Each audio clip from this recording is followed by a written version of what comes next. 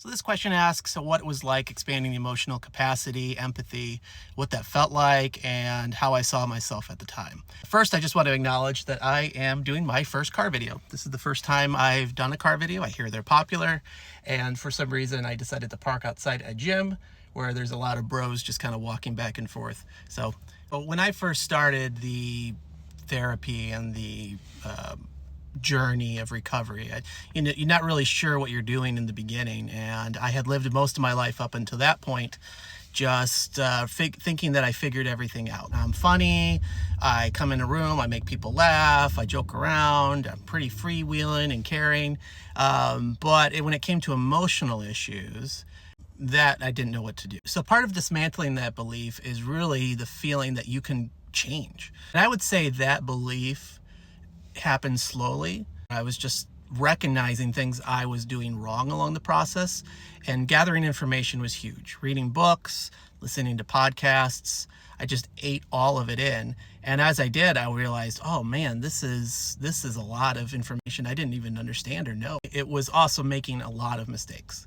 And I remember one of the 4th of Julys was one of the worst 4th of Julys we ever had. We were almost a year and a half into our recovery, and it was almost felt like marriage ending that 4th of July.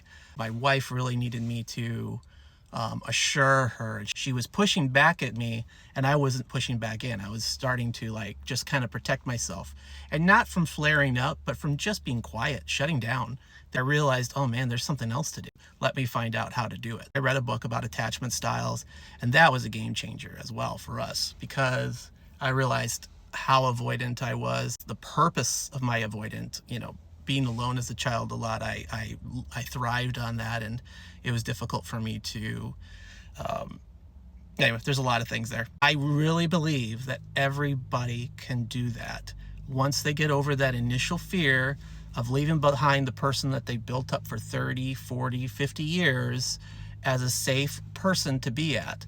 When you're recognizing that things aren't working anymore, you have to let that go and develop a growth mindset. How did I feel about myself during that time? I had a lot of self-esteem issues. And so it was difficult in the beginning, but over time, the more I understood, hey, I can work through this. We can work together to build this, or I can step up and do something better than I've been doing because this isn't working the way I'm doing it right now. That gave me enormous purpose and incredible esteem along the way when it did work, because that growth mindset is just always wanting to learn, and your pride kind of dissipates in a lot of ways too. All that pride I had in the beginning of how I knew, I just realized it was arrogance. It was self-protection. Being humble and being willing to learn, a huge game changer. If you're hitting snags in your marriage, you can identify maybe what's going on and try to find solutions for it.